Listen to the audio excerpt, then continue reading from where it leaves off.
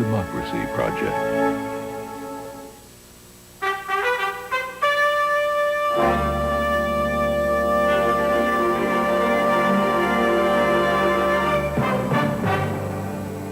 Good evening. I'm Margaret Warner in Washington. Welcome to this NewsHour special presentation of the 2000 presidential debates.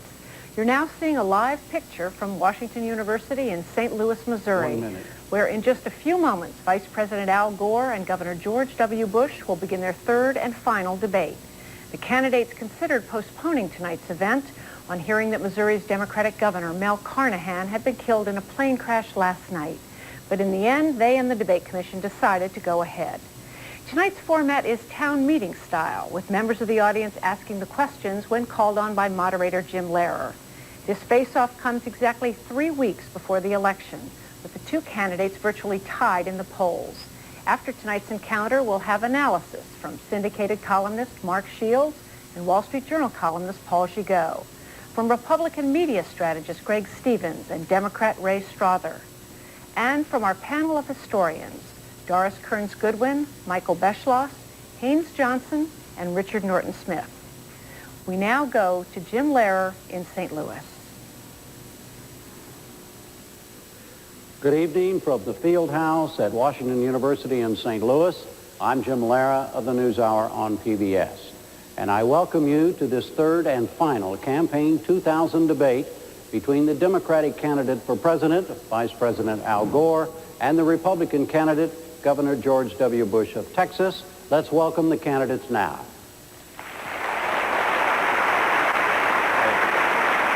Hey, Jim. How you doing? Good to see you. Good to see you. Good to see you. How you doing? Good to see you. Governor, welcome. Nice to see you. Howdy. How are you all?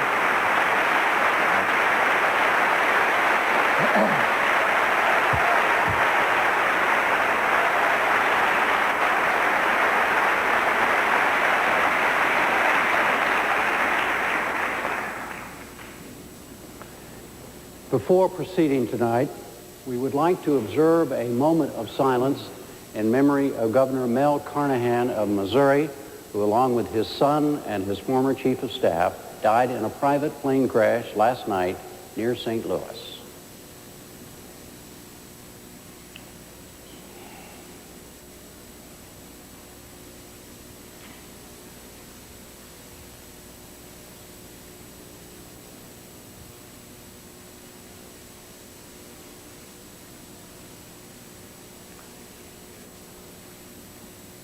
A reminder, as we continue now, that these debates are sponsored by the Commission on Presidential Debates. The formats and the rules were worked out by the Commission and the two campaigns. Tonight's questions will be asked by St. Louis area voters who were identified as being uncommitted by the Gallup organization. Earlier today, each of them wrote a question on a small card like this.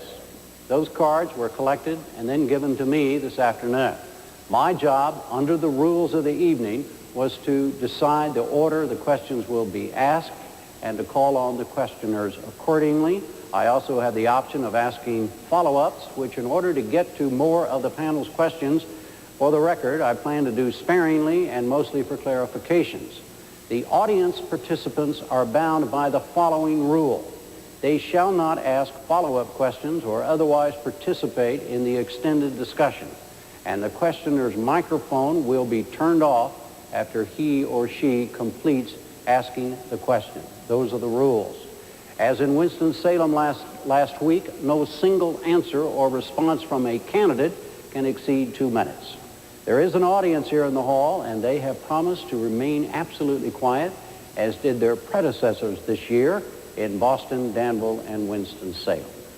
Before we begin, a correction from last week's debate. I was wrong when I said Vice President Gore's campaign commercials had called Governor Bush a bumbler. That specific charge was made in a press statement by Gore campaign spokesman Mark Fabiani, not in a TV guide. I'm glad you clarified that. In a TV ad. Now, let's go to the first question. Of over the 130 questions we received from this panel. We will begin with one of the 19 on health issues, and it goes to you, Mr. Vice President, and it will be asked by James Hankins. Mr. Hankins? How do you feel about HMOs and insurance companies making the critical decisions that affect people's lives instead of the medical professionals? And why are the HMOs and insurance companies not held accountable for their decisions? Mr. Hankins, I don't feel good about it, and I think we ought to have a patient's bill of rights to take the medical decisions away from the HMOs and give them back to the doctors and the nurses. I want to come back and tell you why, but if you will forgive me, I would like to say something right now at the beginning of this debate, following on the moment of silence for Mel Carnahan and Randy Carnahan and Chris Sifford. Tipper and I were good friends with Mel and Randy, and I know that all of us here want to extend our sympathy and condolences to Gene and the family and to the Sifford family. And I'd just like to say that this debate, in a way, is a living tribute to Mel Carnahan, because he loved the vigorous discussion of ideas in our democracy. He was a fantastic governor of Missouri. This state became one of the top 5 in the nation for health care coverage for children under his leadership. One of the best in advancing all kinds of benefits for children to grow up healthy and strong. And of course, this debate also takes place at a time when the tragedy of the USS Cole is on our minds and hearts. And insofar as the memorial services tomorrow, I would like to also extend sympathy to the families of those who have died and those who are still missing, and the injured.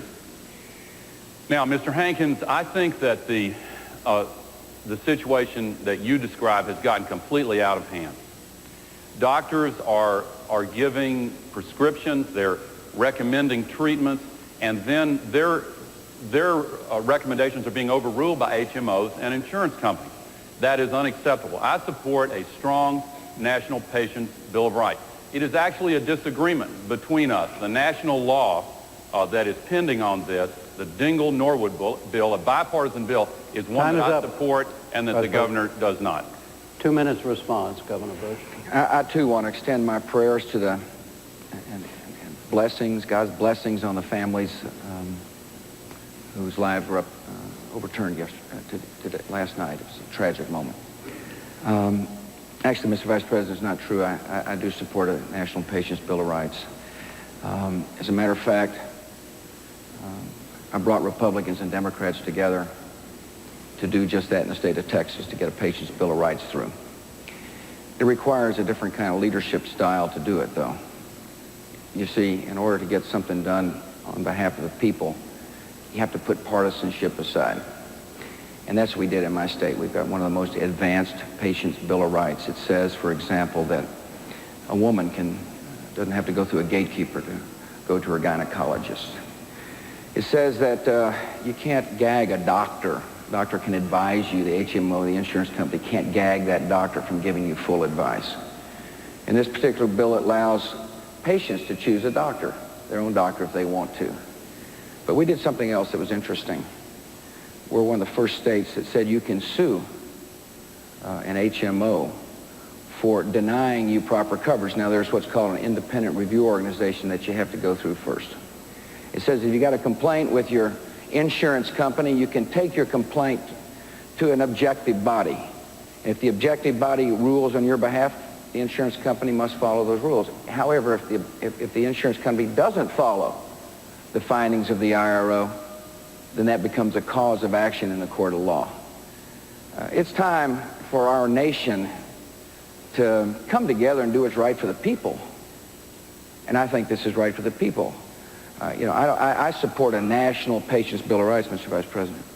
And I want all people covered. I don't want the law to supersede good law like we got in Texas. Governor? I think Time is up, sir. Jim, we Yes, have sir. a direct disagreement on this. Just a minute, Mr. Vice President. I wanted to, the way the rules go here now, 2 minutes, and then I'll decide whether we go on. Okay? Right. So what I want to make sure is we understand here is before we go on to another question in the health area, Would you agree that you two agree on a National Patients' Bill of Rights? Absolutely, Quickly. absolutely not. I referred to the Dingell-Norwood bill. It is the bipartisan bill that is now pending in the Congress. The HMOs and the insurance companies support the other bill that's pending, the one that the Republican majority has put forward. They like it because it doesn't accomplish what I think really needs to be accomplished, to give the decisions back to the doctors and nurses and to give you a right of appeal to somebody other than the HMO or insurance company, let you go to the nearest emergency room without having to call an HMO before you call 911, to let you see a specialist if you need to. And it has strong bipartisan support. It is being blocked by the Republican leadership in the Congress. And I specifically would like to know whether Governor Bush will support the Dingell-Norwood bill, which is the main one pending. Governor Bush, you may answer that if you'd like, but also I'd like to know how you see the differences between the two of you, and we need to move on. Well, the difference is that I can get it done. That I can get something positive done on behalf of the people. That's what the question in this campaign is about.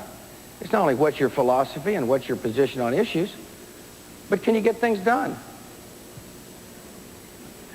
And I believe I can. All right. What about the Dingell-Norwood bill? All right, we're going to go now. I'm not quite through. Let me finish. All right, the yes, question. go. I talked about the principles and the issues that I think are important in a patient's Bill of Rights. You know, there's this kind of Washington, D.C. focus, well, it's in this committee, or it's got this sponsor. If I'm the president, we're going to have emergency room care, we're going to have gag orders, women will have direct access to OBGYN, people will be able to take their HMO insurance company to court. That's what I've done in Texas, and that's the kind of leadership style I'll bring to Washington. All right, the next question also on a health issue. It will be asked by Marie Payne Clapey, and it goes to Governor Bush. Are either of you concerned with... Here you go. I've got...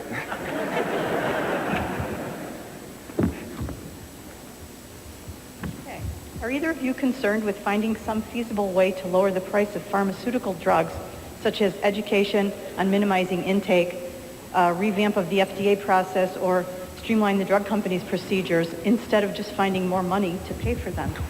Well, that's a great question. I think one of the problems we have, particularly for seniors, is there's no prescription drug coverage in Medicare. And therefore, when they have to try to purchase drugs, they do so on their own. There's no kind of collective bargaining. There's no power of purchasing among seniors. So I think step one to make sure prescription drugs is more affordable for seniors, and those are the folks who really rely upon prescription drugs a lot these days, is to reform the Medicare system, is to have prescription drugs as an integral part of Medicare once and for all. The problem we have today is that, like the Patient's Bill of Rights, particularly with health care, there's a lot of bickering in Washington, D.C. It's kind of like a political issue as opposed to a people issue. So what I want to do is I want to call upon Republicans and Democrats to forget all the arguing and finger-pointing and come together and take care of our seniors with a prescription drug program that says we'll pay for the poor seniors, we'll help all seniors with prescription drugs. In the meantime, I think it's important to have what's called immediate helping hand, which is direct money to states so that seniors, poor seniors, don't have to choose between food and medicine. That's a part of an overall overhaul. But purchasing power is important. I'm against price controls. I think price controls would hurt our ability to continue important research and development. Drug therapies are replacing a lot of medicines as we used to know it. One of the most important things is to continue the research and development component. And so I'm against price controls. Expediting drugs through the FDA makes sense, of course. Allowing the new bill that was passed in the Congress made sense to allow for drugs that were sold overseas to come back and other countries to come back into the United States. That makes sense. But the best thing to do is to reform Medicare. Vice President Gore, 2 minutes. All right, here we go again. Now look, if you want someone who will spend a lot of words describing a whole convoluted process and then end up supporting legislation that is supported by the big drug companies, this is your man. If you want someone who will fight for you and who will fight for the middle-class families and working men and women who are sick and tired of having their parents and grandparents pay higher prices for prescription drugs than anybody else, then I want to fight for you. And you asked a great question, because it's not only seniors. Listen, for 24 years, I have never been afraid to take on the big drug companies. They do some great things. They discovered great new cures, and that's great. We want them to continue that. But they are now spending more money on advertising and promotion, you see all these ads, than they are on research and development. And they're trying to artificially extend the monopoly patent protection so they can keep charging these very high prices. I want to streamline the approval of the competing generic drugs and the new kinds of treatments that can compete with them, so that we bring the price down for everybody. Now, briefly, let me tell you how my prescription drug plan works. The governor talked about Medicare. I propose a real prescription drug benefit under Medicare for all seniors. All seniors. And here's how it works. You pick your own doctor, and nobody can take that away from you. The doctor chooses the prescription that you need, and nobody can overrule your doctor. You go to your own pharmacy, and then Medicare pays half the price. If you're poor, they pay all of it. If you have extraordinarily high costs, then they pay all over $4,000 out of pocket. And I'll bring new competition to bring the price down, and if you pass the big drug companies' bill, nothing will happen. All right, another health question. It comes from Vicki French, and it's for you, Vice President Gore. Vicki French, where are you? Oh, there she is. Yes. Spend billions of dollars every year on taxes, or pay billions of dollars in taxes. Would you be open to the idea of a national health care plan for everybody? And if not, why? If so, is this something you would try to implement if you're elected into office, and what would you do to implement this plan? I think that we should move step by step toward universal health coverage, but I am not in favor of government doing it all. We've spent 65 years now on the development of a hybrid system, partly private, partly public. And 85% of our people have health insurance, 15% don't. That adds up to 44 million people. That is a national outrage. We have got to get health coverage for those who do not have it. And we've got to improve the quality for those who do, with a patient's Bill of Rights that's real and that works, the Dingell-Norwood bill. And we have got to fill in the gaps in coverage by finally bringing parity for the treatment of mental illness, because that's been left out. We've got to deal with long-term care. Now, here are the steps that I would take first of all. I will make a commitment to bring health care coverage of high quality that is affordable to every single child in America within 4 years. And then we'll fill other gaps by covering the parents of those children when the family is poor, or up to 2.5 times the poverty rate. I want to give a tax credit for the purchase of individual health insurance plans. I want to give small business employers a tax credit, 25%, to encourage the providing of health insurance for the employees in small businesses. I want to give seniors who are, well, the near elderly, I don't like that term because I'm just about in that category. But those 55 to 65 ought to be able to buy into Medicare for premiums that are reasonable and fair and significantly below what they have to get now. Now, we have a big difference on this, and you need to know the record here. Under Governor Bush, Texas has sunk to be 50th out of 50 in health insurance for their citizens. Last week, he said that they were spending $3.7 billion, or $4.7 billion on this. Mr. Vice President? Okay. Time is up. Governor Bush, 2 minutes. I'm absolutely opposed to a national health care plan. I don't want the federal government making decisions for consumers or for providers. I remember what the administration tried to do in 1993. They tried to have a national health care plan. And fortunately, it failed. I trust people. I don't trust the federal government. It's going to be one of the themes you hear tonight. I don't want the federal government making decisions on behalf of everybody. There is an issue with the uninsured. There sure is. We've got uninsured people in my state. Ours is a big state, fast-growing state. We share a common border with another nation. But we're providing health care for our people. One thing about insurance, that's a Washington term. Question is, are people getting health care? And we've got a strong safety net, and there needs to be a safety net in America. There needs to be more community health clinics where the poor can go get health care. We need a program for the uninsured. They've been talking about it in Washington, D.C. The number of uninsured have now gone up for the past 7 years. We need a $2,000 credit rebate for people, working people who don't have insurance. They can get in the marketplace and start purchasing insurance. We need to have allow small businesses to write insurance across jurisdictional lines so small business can afford health care. Small restaurants can afford health care. And so health care needs to be affordable and available.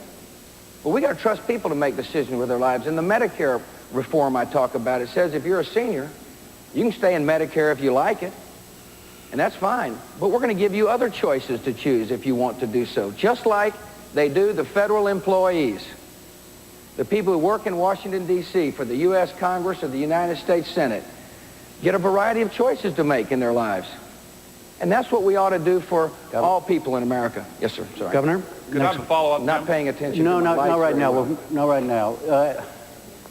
Education. Trying to find my light. These folks submitted 18 questions on education, and the first one is that we will be asked on education. Will go to you, Governor, and will be asked by Angie Pettig. Angie Pettig, where are you? There she is. Governor, right there. Oh, thanks. Hi, Angie.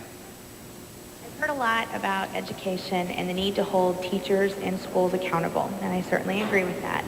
But as an individual with an educational background and also a parent, I have seen a lot of instances where the parents are unresponsive to the teachers or flat out uninvolved in their child's education.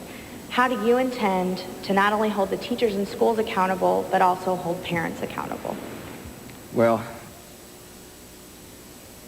you know, it's hard to make people love one another.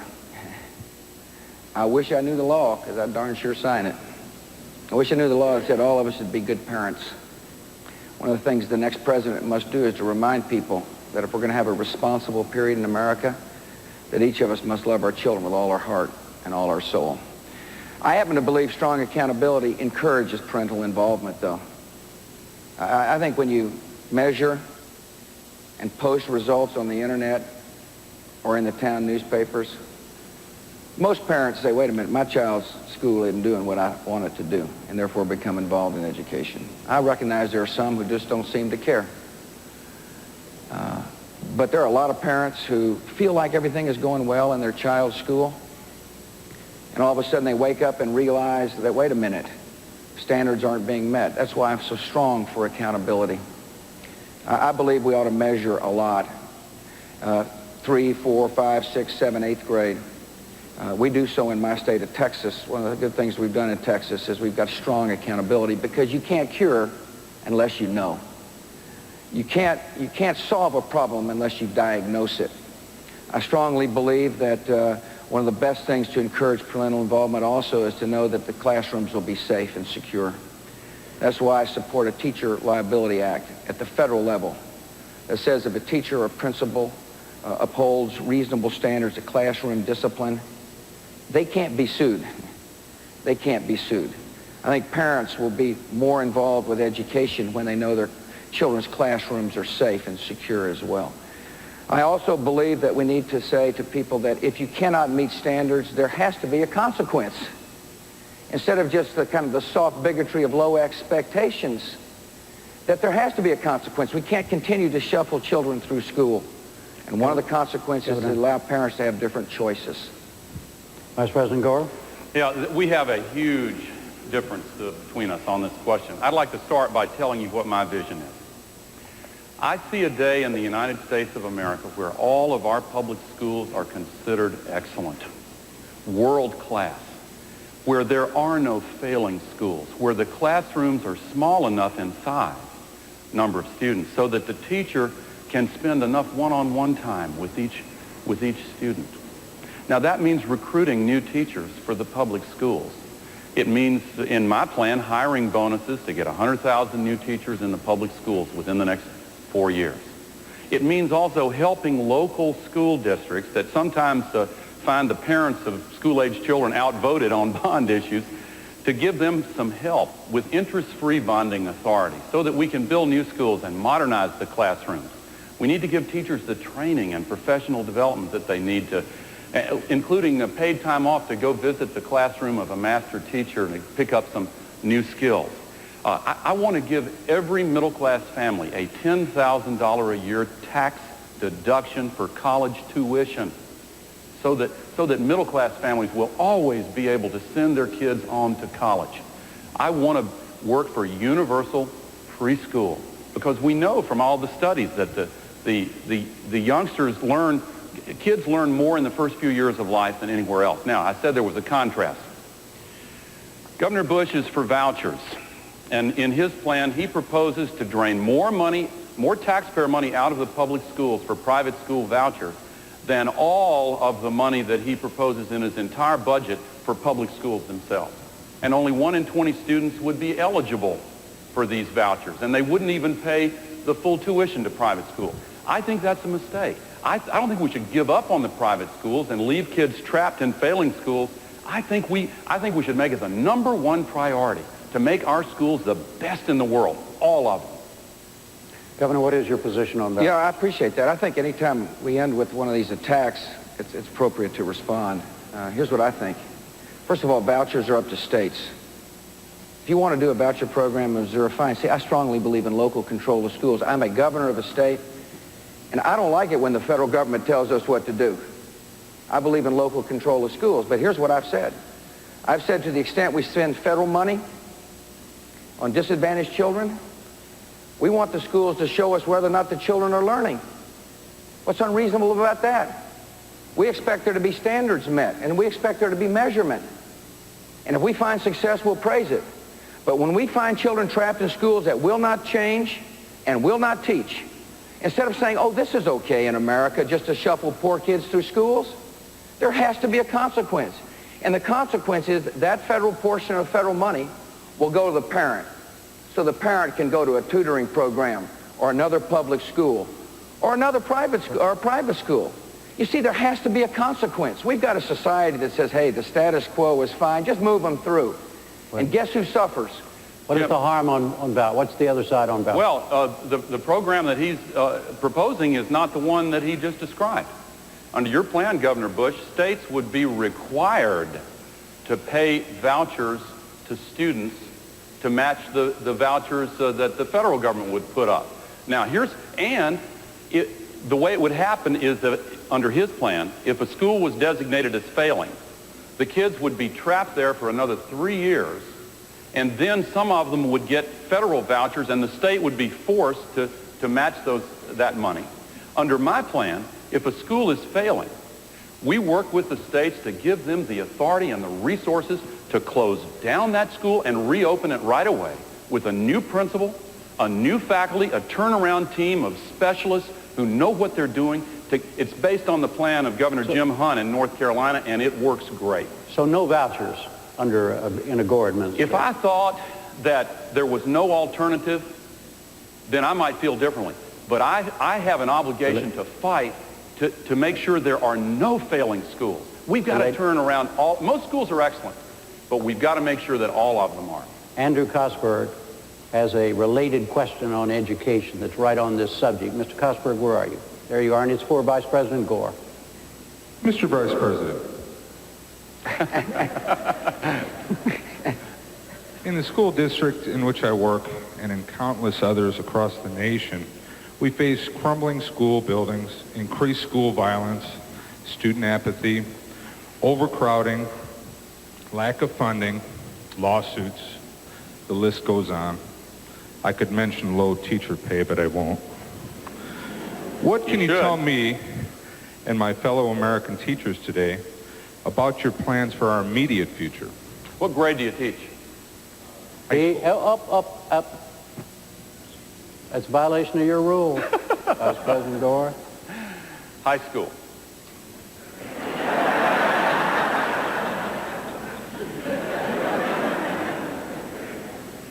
I mentioned before that local communities are having a harder time passing bond issues. Traditionally, if you've been involved in a campaign like that, you know that the parents with kids in school are the ones that turn out and vote. It's ironic that there's now a smaller percentage of the voters made up of parents with children than ever in American history because of the aging of our population. But at the same time, we've got the largest generation of students in public schools ever. More than 90% of America's children go to public schools. And it's the largest number ever this year, and they'll break the record next year and every year for 10 years running. We've got to do something about this. And it's not enough to leave it up to the local school districts. They're not able to do it. And our future depends upon it. Look, we're in an information age. Our economic future depends upon whether or not our children are going to get the kind of education that lets them go on to college. And again, I want to make it possible for all middle-class families to send their kids to college, and more Pell Grants for those who are in the lower income groups also. And then I want to make sure that we have job training on top of that and lifelong learning. But it all starts with the public school teachers. My proposal gives $10,000 hiring bonuses for those teachers who get certified to teach in the areas where they're most needed. Now, accountability, we basically agree on accountability. My plan requires testing of all students. It also requires something that Governor Bush's plan doesn't. It requires testing of all new teachers, including in the subject that they teach. We have to start treating teachers like the professionals that they are and give them the respect and the kind of quality of life that will draw more people into teaching, because we need a lot more teachers. Governor Bush, 2 minutes. When you total up all the federal spending he wants to do, it's the largest increase in federal spending in years. And there's just not going to be enough money. I have been a governor of a big state. I've made education my #1 priority. That's what governors ought to do. They ought to say, this is the most important thing we do as a state. The federal government puts about 6% of the money up. They put about, 60% of the strings where you got to fill out paperwork. I don't know if you have to be a paperwork filler-outer, but most of it's because of the federal government. What I want to do is to send flexibility and authority to the local folks so you can choose what to do with the money. One size does not fit all. I'd worry about federalizing education if I were you. I believe strongly that the federal government can help. We need to fund Head Start. We need to have accountability. The Vice President's plan does not have annual accountability. 3rd grade, 4th grade, 5th grade. We need to demand on results. I believe strongly in a Teacher Protection Act, like I mentioned. I hear from teachers all the time about the lawsuits and the threats, respect in the classroom. Part of it's because you can't control the classroom. You can't have a consequence for somebody without fear of getting sued under federal law. So I'm going to ask the Congress to pass a Teacher Protection Act. So I believe in flexibility. I believe in a national reading initiative for local districts to access with K-2 diagnostic testing, curriculum that works. Phonics works, by the way. It needs to be a part of our curriculum. There needs to be flexibility for teacher training and teacher hiring with federal money. Now, the federal government can be a part, but don't fall prey to all this stuff about money here and money there, because education is really funded at the local level. 94% comes from the local level. Vice President Gore, is the governor right when he says that you're proposing the largest federal spending in years? Absolutely not. Absolutely not. I'm so glad that I have a chance to knock that down. Look, the problem is that under Governor Bush's plan, $1.6 trillion tax cut, mostly to the wealthy, under his own budget numbers, he proposes spending more money for a tax cut just for the wealthiest 1% than all of the new money that he budgets for education, health care, and national defense combined. Now, under my plan, we will balance the budget every year. I'm not just saying this. I'm not just talking. I have helped to balance the budget for the first time in 30 years, pay down the debt. And under my plan, in 4 years, as a percentage of our gross domestic product, federal spending will be the smallest that it has been in 50 years. One reason is, the 3rd biggest spending item in our budget is interest on the national debt. We get nothing for it. we keep the good faith and credit of the United States, I will pay down the debt every single year until it is eliminated early in the next decade. That gets rid of the third biggest intrusion of the federal government in our economy. Now, because the governor has all this money for a tax cut, mostly to the wealthy, there is no money left over, so schools get testing and lawsuit reform and not much else. Governor, the Vice President says you're wrong. Well, he's wrong. Just add up all the numbers. It's 3 times bigger than what President Clinton proposed. The Senate Budget Committee... 3 times bigger than what President Clinton proposed. That's in an ad, Jim, that was knocked down by the journalists who analyzed the ad, said it was misleading. Go ahead. My turn? Yes, sir. Forget the journalists. He proposed more than Walter Mondale and Michael Dukakis combined. Now, this is a big spender, he is. And he ought to be proud of it as part of his record. We just have a different philosophy. Let me talk about tax relief. If you pay taxes, you ought to get tax relief. The Vice President believes that only the right people ought to get tax relief. I don't think that's the role of the President to pick. You're right, and you're not right. I think if you're going to have tax relief, everybody ought to get it. And therefore, wealthy people are going to get it. But the top 1% will end up paying 1/3 of the taxes in America, and they get 1/5 of the benefits. And that's because we structured the plan so that 6 million additional American families pay no taxes. If you're a family of 4 making $50,000 in Missouri, you get a 50% cut in your federal income taxes. What I've done is set priorities and funded them, and there's extra money. And I believe the people who pay the bills ought to get some money back. It's a difference of opinion. He wants to grow the government, and I trust you with your own money. Well, I wish we could spend an hour talking about trusting people. Because it's the right position to take. Can we extend the time? Yeah, well, hold on one sec here, though. But Governor, just to reverse the thing, what do you say specifically to what the Vice President said tonight? He said it many, many times, that your tax cut benefits the top 1% of the wealthiest Americans, and you've heard what he said. Of course it does. If you pay taxes, you're going to get a benefit. People who pay taxes will get tax relief. Why shouldn't they? Well, let me finish, please. Under my plan, if you make the wealthy people pay 62% of the taxes today. Afterwards, they pay 64%. This is a fair plan. You know why? Because the tax code is unfair for people at the bottom end of the economic ladder. If you're a single mother making $22,000 a year today, and you're trying to raise 2 children, for every additional dollar you earn, you pay a higher marginal rate on that dollar than someone making $200,000, and it's not right. Vice President so I want to do something about that. All right, Vice President Gore. Look, this isn't about Governor Bush. It's not about me. It is about you. And I want to come back to something I said before. If you want somebody who believes that we were better off 8 years ago than we are now, and that we ought to go back to the kind of policies that we had back then, emphasizing tax cuts mainly for the wealthy, here is your man. If you want somebody who will fight for you and who will fight to have middle-class tax cuts, then I am your man. I want to be. Now, I doubt anybody here makes more than $330,000 a year. I won't ask you, but if you do, you're in the top 1%. It would be a violation of the rules. They couldn't. I'm not going to ask.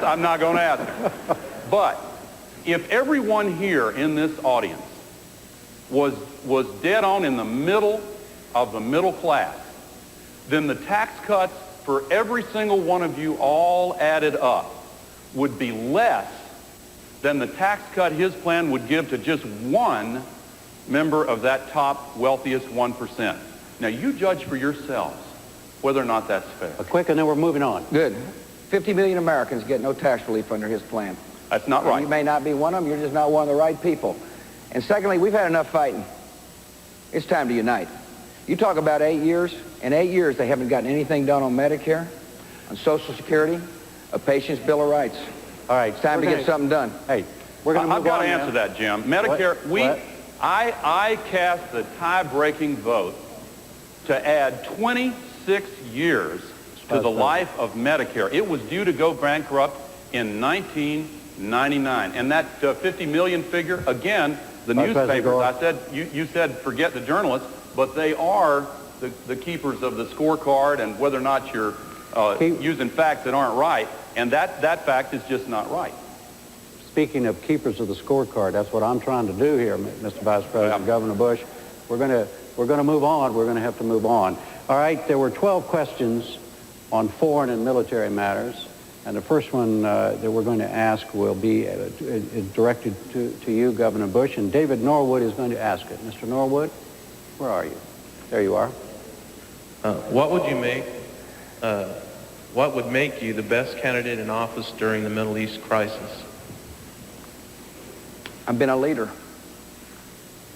I've been a person who has to set a clear vision and convince people to follow.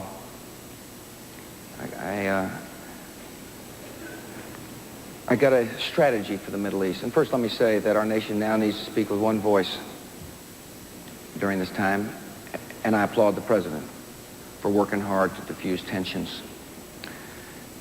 Our nation needs to be credible and strong. When we say we're somebody's friend, everybody's got to believe it. Israel's our friend, and we'll stand by Israel. We need to reach out to modern Arab nations as well, to build coalitions to keep the peace. I also need the next leader needs to be patient. We can't put the Middle East peace process on our timetable.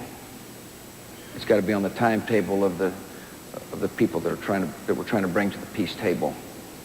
We can't dictate the terms of peace, which means you have to be steady. You can't worry about polls or focus groups.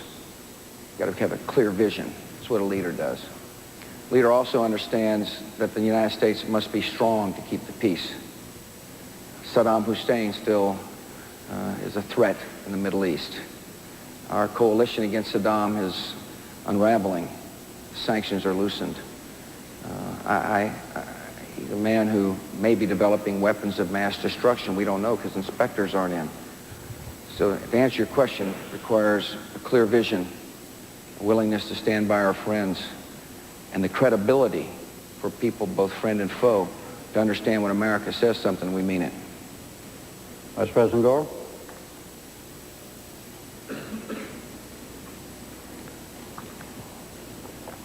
I see a future when the world is at peace with the United States of America, promoting the values of democracy and human rights and freedom all around the world. Even in Iran, they have had an election that began to bring about some change. We stand for those values, and we have to be willing to assert them. Right now, our military is the strongest in the entire history of the world. I pledge to you, I will do whatever is necessary to make sure that it stays that way. Now, what can I bring to that challenge? When I was a young man, my father was a senator opposed to the Vietnam War. When I graduated from college, there were plenty of fancy ways to get out of going and being a part of that. I went and I volunteered, and I went to Vietnam. I didn't do the most or run the gravest risk by a long shot, but I learned what it was like to be an enlisted man in the United States Army. In the Congress, in the House of Representatives, I served on the House Intelligence Committee, and I worked hard to learn the subject of nuclear arms control and how we can defuse these tensions and deal with non-proliferation and deal with the problems of terrorism and these new weapons of mass destruction. Look, we're going to face some serious new challenges in the next 4 years. I've worked on that long and hard. When I went to the United States Senate, I asked for an assignment to the Armed Services Committee. And while I was there, I worked on a bipartisan basis, as I did in the House. I worked with former President Reagan on the modernization of our strategic weaponry. In the Senate, I was one of only 10 Democrats, along with Senator Joe Lieberman, to support Governor Bush's dad in the Persian Gulf War resolution. And for the last 8 years, I've served on the National Security Council. Could I say just one other thing here? No, sir. We'll get back with it. The next question is to you. And fine, I'll wait. It's a related question. It's going to be asked by Kenneth Allen. Mr. Allen? I think that he gets oh, I'm sorry, you're right. Go ahead. Mr. Allen, right there. Mr. President, today our military forces are stretched thinner and doing more than they've ever done before during peacetime.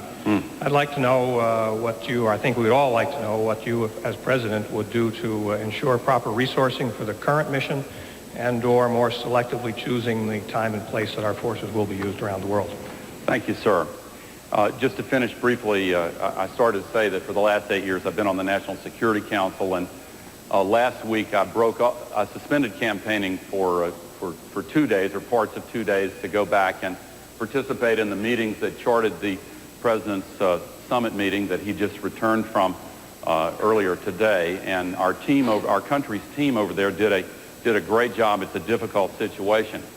The United States has to be strong in order to make sure that we can help promote peace and security and stability. And that means keeping our military strong.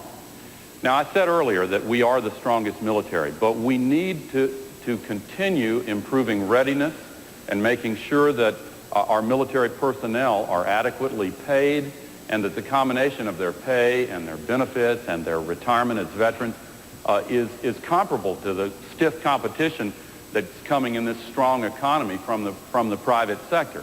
And I have supported the largest pay raise in many a year, and I support another one now. I also support modernization of our strategic and tactical weaponry. The governor's proposed skipping a generation of technology. I think that would be a mistake, because I think one of the ways we've been able to be so successful in Kosovo and Bosnia and Haiti and in other places is by having the technological edge. You know, we won that conflict in Kosovo without losing a single human life in combat, a single American life in combat. Now, readiness.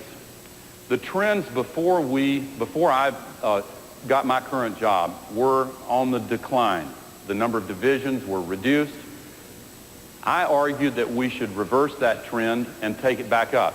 And I'm happy to tell you that we have. Now, in my budget for the next 10 years, I propose $100 billion for this purpose. The governor proposes $45 billion. I propose more than twice as much because I think it's needed. Governor Bush, 2 minutes. If this were a spending contest, I'd come in second. I readily admit I'm not going to grow the size of the federal government like he is. Your question was deployment.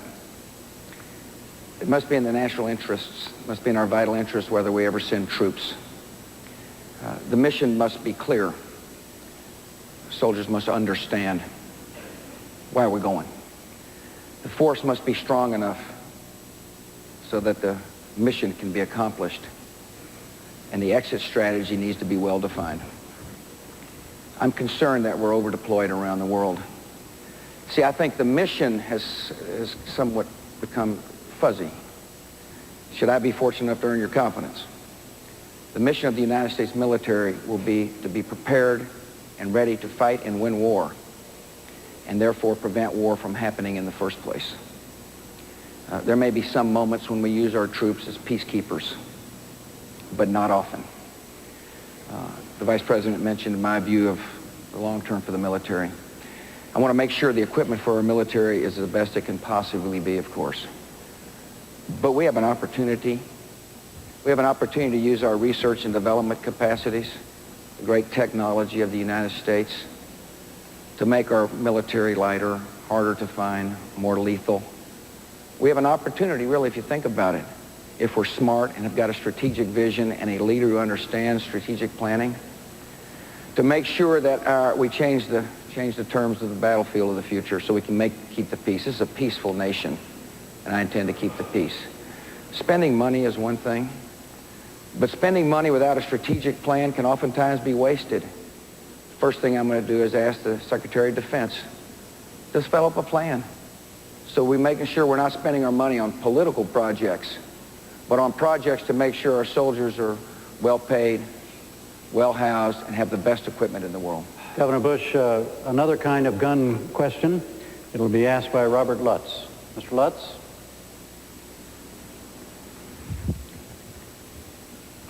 Governor Bush. Yes, sir. We'd just like to know what is your opposition to the Brady handgun bill? I'm sorry, I didn't hear that. We'd like to know why you object to the Brady handgun bill, if you do object to it. Because on a recent TV ad, it showed that the National Rifle Association says if you are elected, that they will be working out of your office. Well, I can just see... I don't think the National Rifle Association ran that ad, but let me just tell you my position on guns in general, sir, if you don't mind. I'm not sure he's finished with his question, sorry. Governor. I'm sorry. Well, that kind of bothers me, you know, when I see that ad like that. I wonder if you can explain that ad to me. Oh, that's fine. Well, I don't think I ran the ad. I think somebody who doesn't want me to be president might have run that ad. That wasn't my ad, and I think it might have been one of my opponent's ads. Here's what I believe, sir. I believe law-abiding citizens ought to be allowed to protect themselves and their families. I believe that we ought to keep guns out of the hands of people who shouldn't have them. That's why I'm for instant background checks at gun shows. I'm for trigger locks. I think that makes sense. Matter of fact, we distributed free trigger locks in the state of Texas so that people can get them and put them on their guns to make their guns more safe. I think we ought to raise the age at which juveniles can have a gun.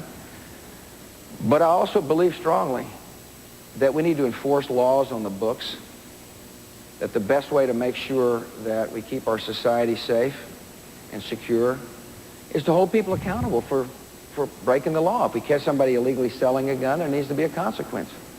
If we keep somebody, illegally using a gun, there needs to be a consequence.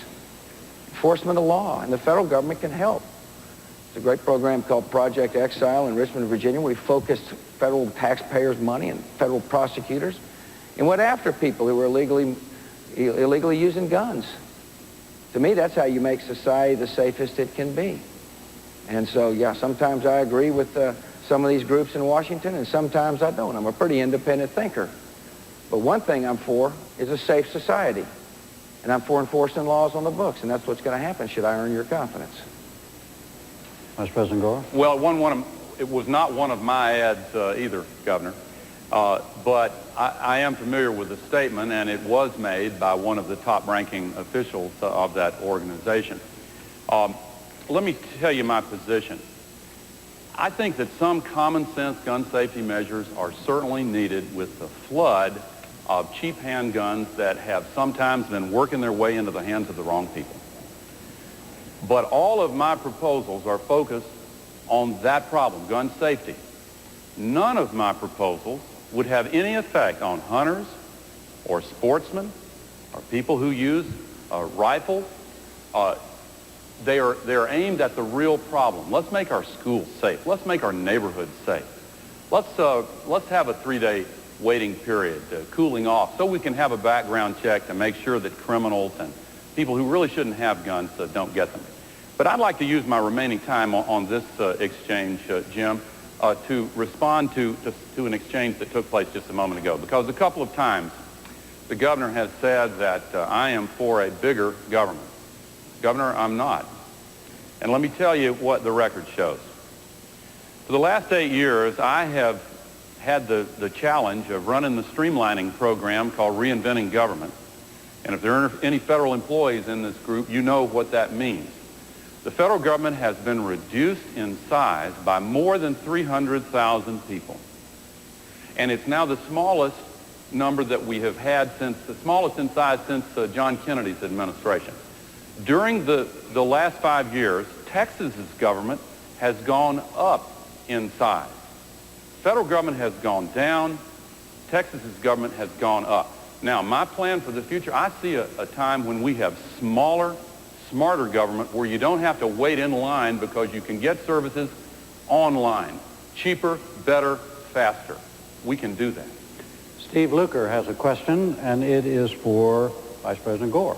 Mr. Luker? There you are. Vice President Gore, the family farms are disappearing and having a hard time even in the current positive economic environment. What steps would you or your administration take on agricultural policy developments to protect the family farms for this multifunctional service they perform? We've got a bumper crop this year, but that's the good news. You know what the bad news is that follows on that. The prices are low. In the last several years, the so-called freedom to farm law has, in my view, been mostly a failure. I want to change many of its provisions. Now, many here who are not involved in farming won't follow this, so just forgive me, because the 2% of the country that is involved in farming is important because the rest of us wouldn't eat except for them. And you guys have been having a hard time, and I want to fight for you. I want to change those provisions. I want to restore a meaningful safety net.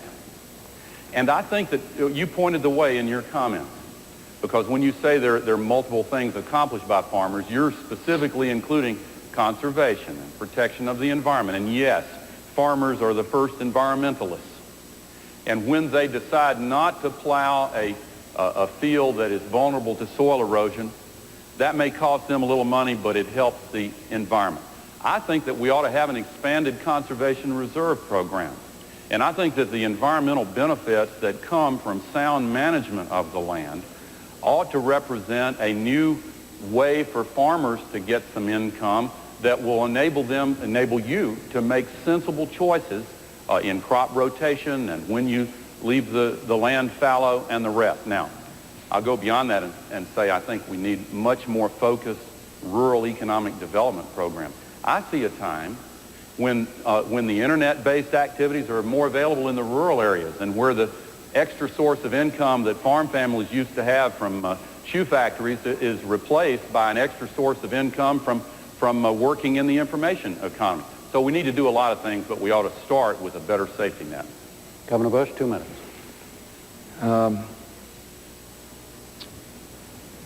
I'd like our farmers feeding the world. We're the best producers in the world, and I want the farmers feeding the world. We need to open up markets. Exports are down, and every time an export number goes down, it hurts the farmer. I want the next president to have fast-track negotiating authority to open up markets around the world. We're the best. We're the most efficient farmers. I don't want to use food as a diplomatic weapon from this point forward. We shouldn't be using food. It hurts the farmers. It's not the right thing to do. I'm for value-added processing. We need to move more work on value-added processing. You should take the raw product you produce, I presume you're a farmer, off your farm, and convert it. I think value-added processing is important. I'm for research and development, spending research and development money so that we can use our technological base to figure out new uses for farm products. I'm for getting rid of the death tax, completely getting rid of the death tax. One reason family farmers are forced to sell early is because of the death tax. This is a bad tax. The president shouldn't have vetoed that bill. It's a tax that taxes people twice. It penalizes the family farmer. So should I be fortunate enough to earn your vote? I also understand that I'm going to open up markets, but I also understand that farming is a part of our national security. I'm from a big farm state, with the second biggest state, farming state in the country. And I hear from my farmers friends all the time. Vice President's right. By the way, every day's Earth Day if you own the land. And I like the policies that will encourage farmers to set aside land as well for conservation purposes. Thank you. A quick thing on the inheritance tax, because there is a difference between the two of you on this. Vice President Gore? Yeah, I'm for a massive reform of the estate tax or the death tax. And under the plan that I've proposed, 80% of all family farms will be completely exempt from the estate tax. And the vast majority of all family businesses would be completely exempt, and all of the others would have sharply reduced. So 80%. Now, the problem with completely eliminating it goes back to the wealthiest 1%. The amount of money that has to be raised in taxes from middle-class families to make up for completely eliminating that on the very wealthiest, the billionaires, that would be an extra heavy burden on middle-class families. And so let's do it for most all, but not completely eliminate it for the very top. What's the case for doing that, Governor? Eliminating the death tax? Completely, for everybody. Because people shouldn't be taxed twice on their assets. It's either unfair for some or unfair for all. Again, this is just a difference of opinion. If you're from Washington, you want to pick and choose winners.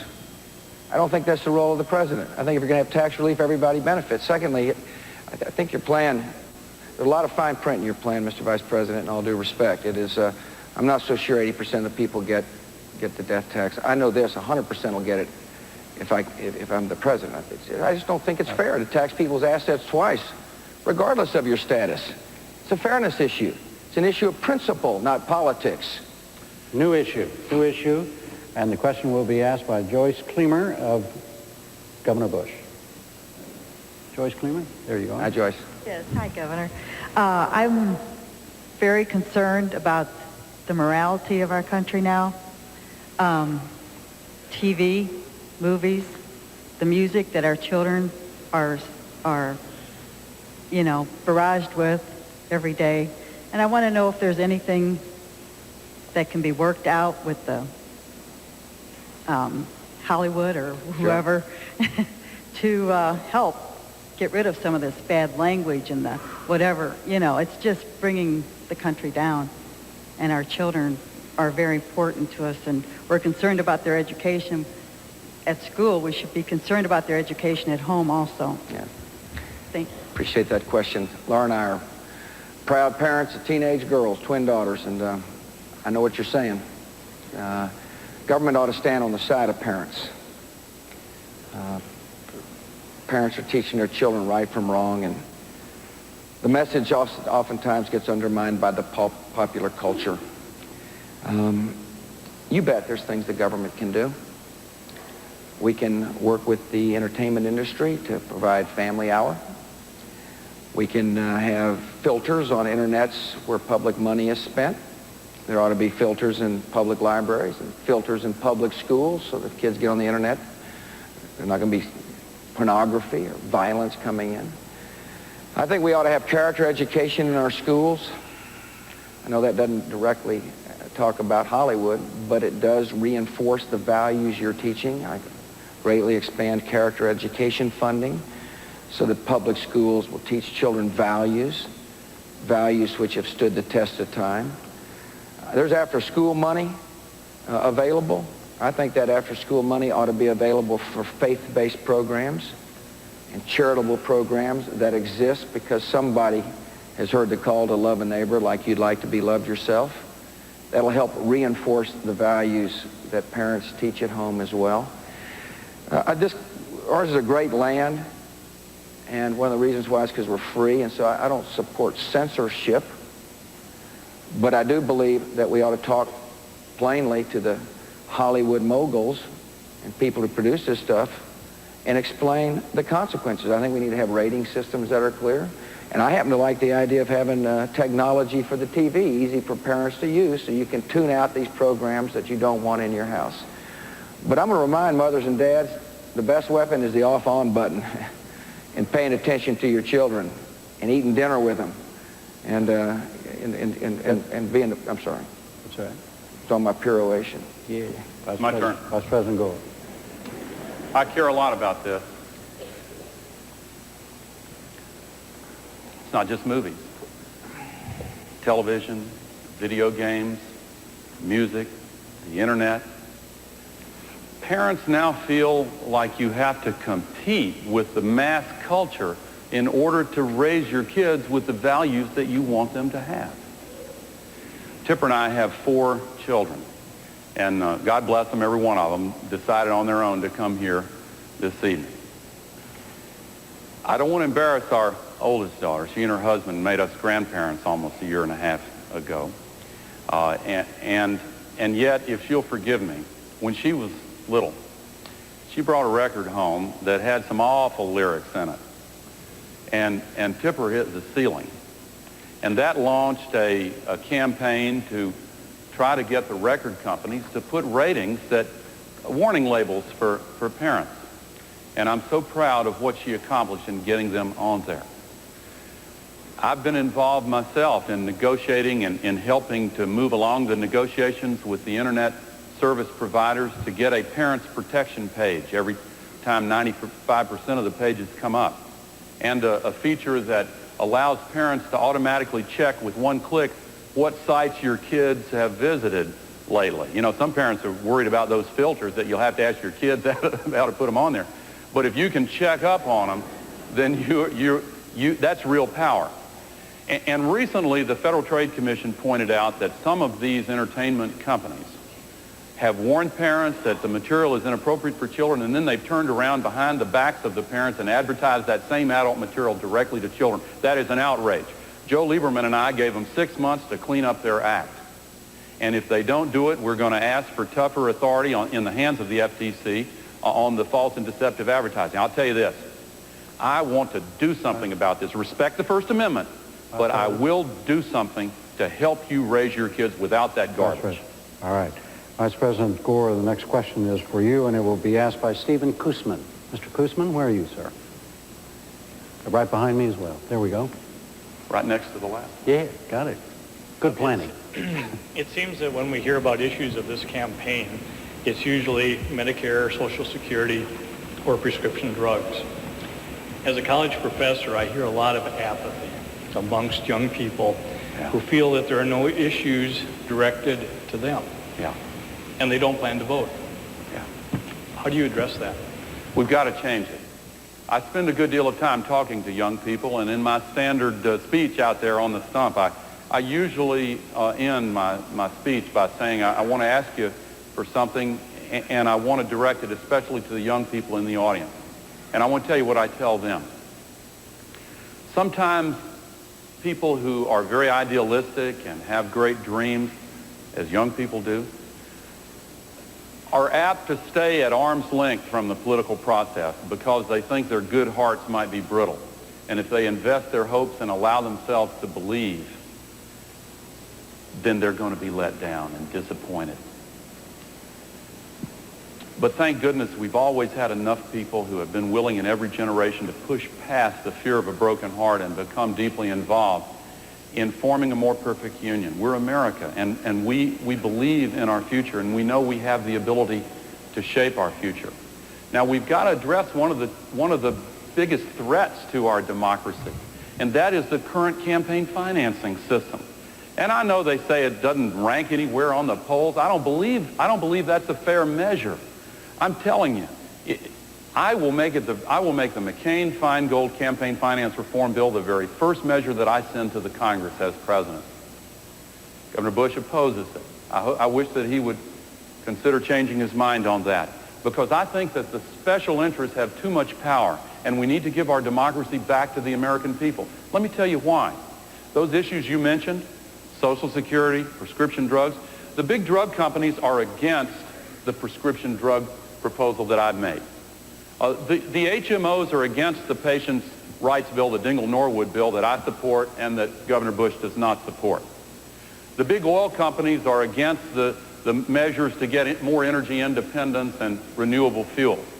They ought to have their voices heard, but they shouldn't have a big megaphone that drowns out the American people. We need campaign finance reform, and we need to shoot straight with young and old alike and tell them what the real choices are. And we can renew and rekindle the American spirit and make our future what our founders dreamed it could be. We can. Right. Governor Bush, 2 minutes. I'll tell you what I hear. A lot of people are sick and tired of the bitterness in Washington, D.C., and therefore they don't want any part of politics. They look at Washington and see people pointing fingers and casting blame and saying one thing and doing another. There's a lot of young folks saying, you know, why do I want to be involved with this mess? And what I think needs to happen in order to encourage the young to become involved is to shoot straight, is to set aside the partisan differences and set an agenda that will make sense. Medicare, I know you talked about it, but Medicare is relevant for all of us, young and old alike. We better get it right now. Tax reform is relevant for old and young alike. I don't think it's the issues that turn kids off. I think it's the tone. I think it's the attitude. I think it's a cynicism in Washington, and it doesn't have to be that way. Before I decided to run, I had to resolve 2 issues in my mind. One, could our family endure all this business? And I came to the conclusion that our love was strong enough to be able to do it. And the other was, could an administration change the tone in Washington, D.C.? And I believe the answer is yes. Otherwise, I wouldn't be asking for your vote. That's what happened in Texas. We worked together. There's a man here in this audience named Hugo Berlanga. He's the chairman of the Health Committee. He came here for a reason, to tout our record on health in Texas. He's a Democrat. I didn't care whether you're a Republican or Democrat. What I cared about is could we work together? That's what Washington, D.C. needs. And finally, sir, to answer your question, it needs somebody in office who'll tell the truth. That's the best way to get people back in the system. Governor Bush, Norma Kirby has the next question, and it's for you. Norma Kirby, where are you? Hi, Norma. Hi. How will your administration address diversity, inclusiveness, and what role will affirmative action play in your overall plan? I've had a record of bringing people from all walks of life into my administration, and my administration is better off for it in Texas. I'm going to find people that want to serve their country. But I want a diverse administration. I think it's important. I've worked hard in the state of Texas to make sure our institutions reflect the state with good, smart policy. Policy that rejects quotas. I don't like quotas. Quotas tend to pit one group of people against another. Quotas are bad for America. It's not the way America is all about. But policies that give people a helping hand so they can help themselves. For example, in our state of Texas, I've worked with the legislature, both Republicans and Democrats, to pass a law that said if you come in the top 10% of your high school class, you're automatically admitted to one of our higher institutions of learning, college. And as a result, our universities are now more diverse. It was a smart thing to do. Is what I called it. I labeled it affirmative access. I think the contracting business in government can help, not with quotas, but help meet a goal of ownership of small businesses, for example. The contracts need to be smaller. The agencies need to recruit and to work hard to find people to bid on the state contracts. I think we can do that in a way that represents what America is all about, which is equal opportunity and an opportunity for people to realize their potential. So to answer your question, I support, I guess the way to put it is affirmative access. And I'll have an administration that will make you proud. Thank you. Mr. President Gore. I believe in this goal and this effort with all my heart. I believe that our future as a nation depends upon whether or not we can break down these barriers that have been used to pit group against group and bring our people together. How do you do it? Well, you establish respect for differences. You don't ignore differences. It's all too easy for somebody in the majority in the population to say, oh, we're just all the same, without an understanding of the different life experience that you've had, that others have had. Once you have that understanding and mutual respect, then we can transcend the differences and embrace the highest common denominator of the American spirit. I don't know what affirmative access means. I do know what affirmative action means. I know the governor's against it, and I know that I'm for it. I know what a hate crime statute pending at the national level is all about in the aftermath of James Byrd's death. I'm for that proposed law. The governor is against it. I know what it means to have a commitment to diversity. I am part of an administration that has the finest record on diversity and incidentally, an excellent I think our success over the last 8 years has not been in spite of diversity, but because of it, because we're able to draw on the wisdom and experience from different parts of the society that hadn't been tapped in the same way before. And incidentally, Mel Carnahan in Missouri had the finest record on diversity of any governor in the entire history of the state of Missouri. And I want to honor that among his other achievements here. Now, I just believe that what we have to do is enforce the civil rights laws. I'm against quotas. This is, with all due respect to Governor, that's a red herring. Affirmative action isn't quotas. I'm against quotas. They're illegal. They're against the American way. Affirmative action means that you take extra steps to acknowledge the history of discrimination and injustice and prejudice and bring all people into the American dream because it helps everybody, not just those who are directly benefited.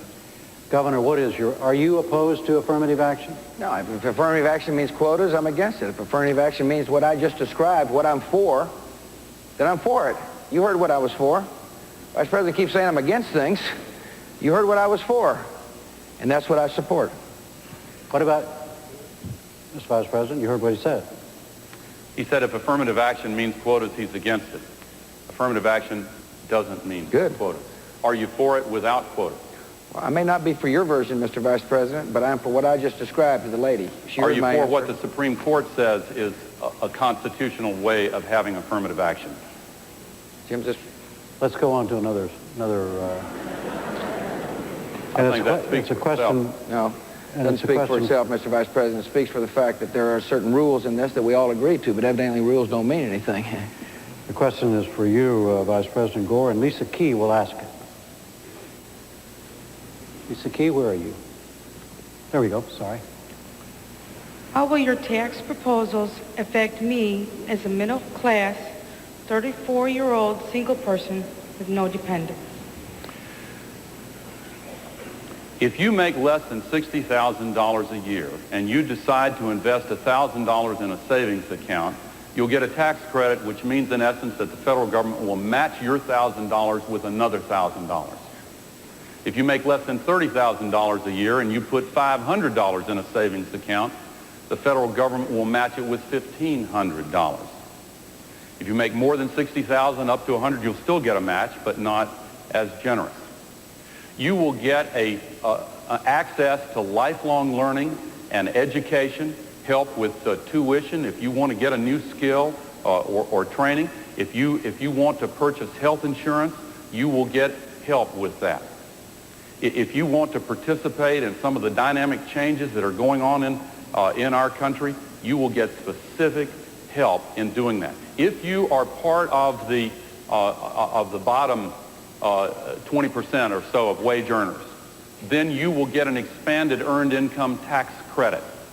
Now, the tax relief that I propose is directed specifically at middle income individuals and families. And if you have an elderly parent or grandparent who needs long-term care, then you will get help with that. $3,000 tax credit to help your expenses in taking care of a loved one who needs long-term care. Let me just say, this business about kind of the entitlement he tried to describe about savings, matching savings here and matching savings there, if fully funded, is going to cost a whole lot of money, a lot more than we have. You're going to get tax relief under my plan. You're not going to be targeted in or targeted out. Everybody who pays taxes is going to get tax relief. If you take care of an elderly in your home, you're going to get the personal exemption increased. I think also what you need to think about is not the immediate, but what about Medicare? You get a plan that will include prescription drugs, a plan that will give you options. Now, I hope people understand that Medicare today is important, but it doesn't keep up with the new medicines. If you're a Medicare person, on Medicare, you don't get the new procedures. You're stuck in a time warp in many ways. So there'll be a modern Medicare system that trusts you to make a variety of options for you. You're going to live in a peaceful world. It'll be a world of peace because we're going to have a clear-sighted foreign policy based upon a strong military and a mission that stands by our friends, a mission that doesn't try to be all things to all people, a judicious use of the military which will help keep the peace. You'll be in a world, hopefully, that's more educated, so it's less likely you'll be harmed in your neighborhood. See, an educated child is one much more likely to be hopeful and optimistic. You'll be in a world in which fits into my philosophy. The harder you work, the more you can keep. It's the American way. Government shouldn't be a heavy hand. That's what the federal government does to you. It should be a helping hand. And tax relief and the proposals I just described should be a good helping hand. Governor, next question is for you, and Leo Anderson will ask it. Mr. Anderson. Hi, Leo. What? You want a mic? In one of the last debates held, the subject of capital punishment came up. And in your response to the question, you seem overly enjoyed, as a matter of fact, proud that Texas led the nation in execution of prisoners. Sir, did I misread your response? And are you really, really proud of the fact that Texas is #1 in executions? No, I'm not proud of that. Death penalty is very serious business, Leo. It's an issue that good people obviously disagree on. I take my job seriously. And if you think I was proud of it, I think you misread me. I do. I was sworn to uphold the laws of my state. During the course of the campaign in 1994, I was asked, do you support the death penalty? I said I did, if administered fairly and justly, because I believe it saves lives. I do. I think if it's administered swiftly, justly, and fairly, it saves lives. One of the things that happens when you're a governor, at least oftentimes you have to make tough decisions. And you can't let public persuasion sway you because the job is to enforce the law. And that's what I did, sir. There's been some tough cases come across my desk. It's some of the hardest moments since I've been the governor of the state of Texas is to deal with those cases. But my job is to ask two questions, sir. Is the person guilty of the crime? And did the person have full access to the courts of law? And I can tell you, looking at you right now, in all cases, those answers were affirmative. I'm not proud of any record. I'm proud of the fact that violent crime is down in the state of Texas. I'm proud of the fact that we hold people accountable. But I'm not proud of any record, sir. I'm not. Vice President Gore? I support the death penalty. I think that it has to be administered not only fairly with attention to things like DNA evidence, which I think should be used in all capital cases, but also with very careful attention. If, for example, somebody confesses to the crime and somebody's waiting on death row, there has to be alertness to say, wait a minute, have we got the wrong guy? If the wrong guy is put to death, then that's a double tragedy. Not only has an innocent person been executed, but the real perpetrator of the crime has not been held accountable for it, and in some cases may be still at large. But I support the death penalty in the most heinous cases. Do both of you believe that the death penalty actually deters crime, Governor? I do. That's the only reason to be for it. Let me finish, sir. Sure. I don't think you should support the death penalty to seek revenge. I don't think that's right. I think the reason to support the death penalty is because it saves other people's lives. Vice President Gore? I think it is a deterrence. I know that's a controversial view, but I do believe it's a deterrence. All right. Next question is for you, Vice President Gore, and Thomas Fisher will ask it. Mr. Fisher? Yes, my sixth grade class at St. Clair School wanted to ask, of all these promises you guys are making and all the pledges, will you keep them when you're in office? Yes.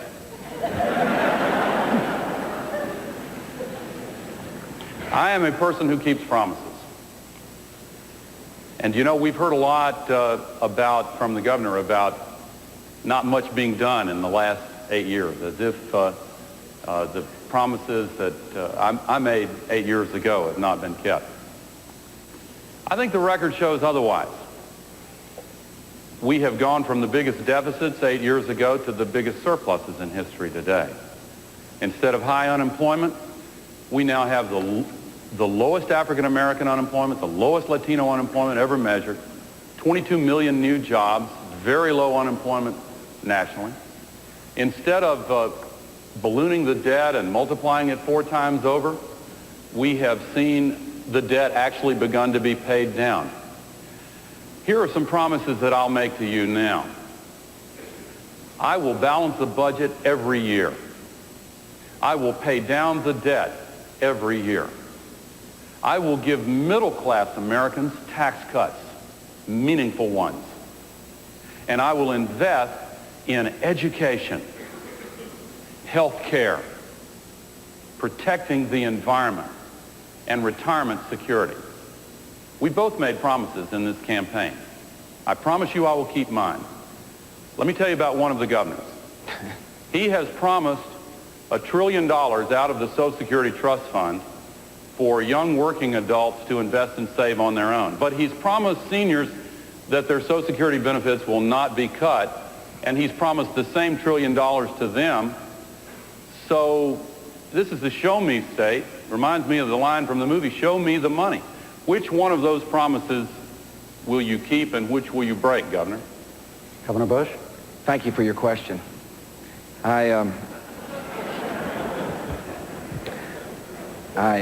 There's an old high school debating trick, which is to answer something and then attack your opponent at the end.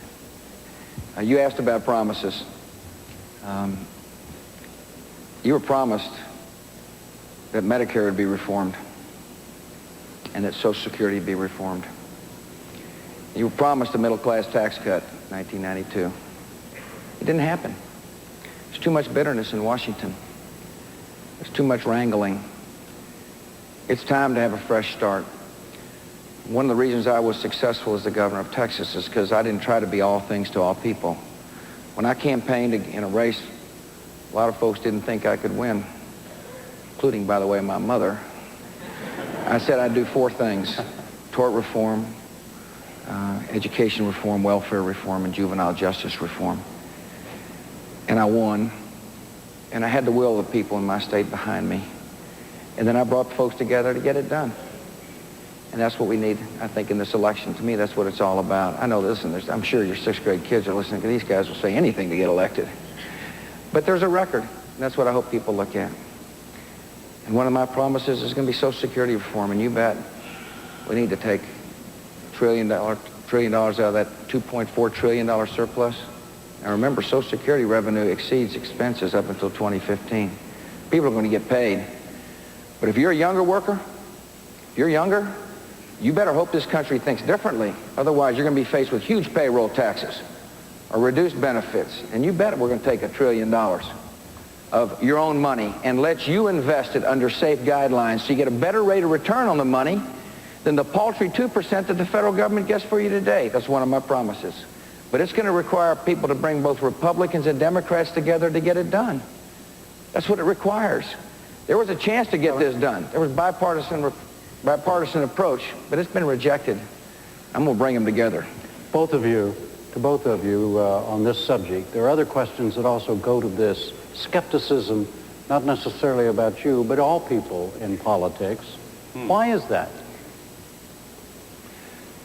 Well, first of all, Jim, I'd like to respond to what the governor just said, because the $1 trillion that has been promised to young people has also been promised to older people, and you cannot keep both promises. If you're in your mid-40s, under the governor's plan, Social Security will be bankrupt by the time you retire if he takes it out of the Social Security Trust Fund. Under my plan, its solvency will be extended until you're 100. Now that is the difference, and the governor may not want to answer that question. He may want to call it a high school debating trick, but let me tell you this. This election is not about debating tricks. It is about your future. The reason Social Security, he says it gets 2%. You know, it's not a bank account. It also that just pays back money that's invested. It is also used to give your mothers and fathers the Social Security checks that they live on. If you take $1 trillion out of that Social Security Trust Fund, how are the checks going to be? How are you going to keep faith with the seniors? Now, let me come directly to your question. I think we have to go to the closing statements. And well, can I answer that? One reason people are skeptical is because people don't answer the questions they've been asked. The $1 trillion comes out of the surplus so that you can invest some of your own money. There's just a difference of opinion. I want workers to have their own assets. So who you trust, government or people? Right. Now we're going to go to closing statements. Right. Vice President Gore, you're first. Thank you very much, Jim, and I'll begin by answering your questions. Your last question. I believe that a lot of people are skeptical about people in politics today because we have seen a time of great challenge for our country since the assassination of our best leaders in the 60s, since the Vietnam War, since Watergate, and because we need campaign finance reform. I'd like to tell you something about me. I keep my word. I have kept the faith. I've kept the faith with my country. I volunteered for the Army. I served in Vietnam. I kept the faith with my family. Tipper and I have been married for 30 years. We have devoted ourselves to our children and now our nearly 1.5-year-old grandson. I have kept the faith with our country. 9 times I have raised my hand to take an oath to the Constitution, and I have never violated that oath. I have not spent the last quarter century in pursuit of personal wealth. I have spent the last quarter century fighting for middle-class working men and women in the United States of America. I believe very deeply that you have to be willing to stand up and fight no matter what powerful forces might be on the other side. If you want somebody who is willing to fight for you, I am asking for your support and your vote, and yes, your confidence and your willingness to believe that we can do the right thing in America and be the better for it. We've made some progress during the last 8 years. We have seen the strongest economy in the history of the United States, lower crime rates for 8 years in a row, highest private home ownership ever. But I'll make you one promise here. You ain't seen nothing yet, and I will keep that promise. Governor Bush, 2 minutes. Well, Jim, I want to thank you and thank the folks here at Washington University and Vice President. Appreciate the chance to have a good, honest dialogue about our differences of opinion. And I think after the 3 debates, good people of this country understand there is a difference of opinion. It's the difference between big federal government and somebody who's coming from outside of Washington who will trust individuals. I've got an agenda that I want to get done for the country. It's an agenda that says we're going to reform Medicare to make sure seniors have got prescription drugs and to give seniors different options from which they can choose. It's an agenda that says we're going to listen to the young voices in Social Security and say we're going to think differently about making sure we have a system, but also fulfill the promise to the seniors in America. A promise made will be a promise kept should I be fortunate enough to become your president. I want to rebuild the military to keep the peace. I want to make sure the public school system in America fulfills its promise so that no child, not one child, is left behind. And after setting priorities, I want to give some of your money back. See, I don't think the surplus is the government's money. I think it's the people's money. I don't think the surplus exists because of the ingenuity and hard work of the federal government. I think it exists because of the ingenuity and hard work of the American people. And you ought to have some of this surplus so you can save and dream and build. I look forward to the final weeks of this campaign. I'm asking for your vote. For those of you for me, thanks for your help. For those of you for my opponent, please only vote once. But for those who have not made up their mind, I'd like to conclude by this promise. Should I be fortunate enough to become your president, when I put my hand on the Bible, I will swear to not only uphold the laws of the land, but I will also swear to uphold the honor and the dignity of the office to which I have been elected. So help me God. Thank you very much. A closing piece of business before we go. The Debate Commission wants reaction to the 3 kinds of formats used in the debates this year, and you may register an opinion at their website, www.debates.org. Thank you, Vice President Gore. Governor Bush. From St. Louis, I'm Jim Lara. Thank you and good night. Good luck from here on. And to you.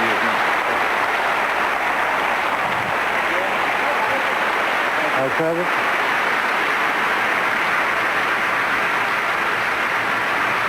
This is Margaret Warner in Washington. You've been watching the final presidential debate between Al Gore and George W. Bush at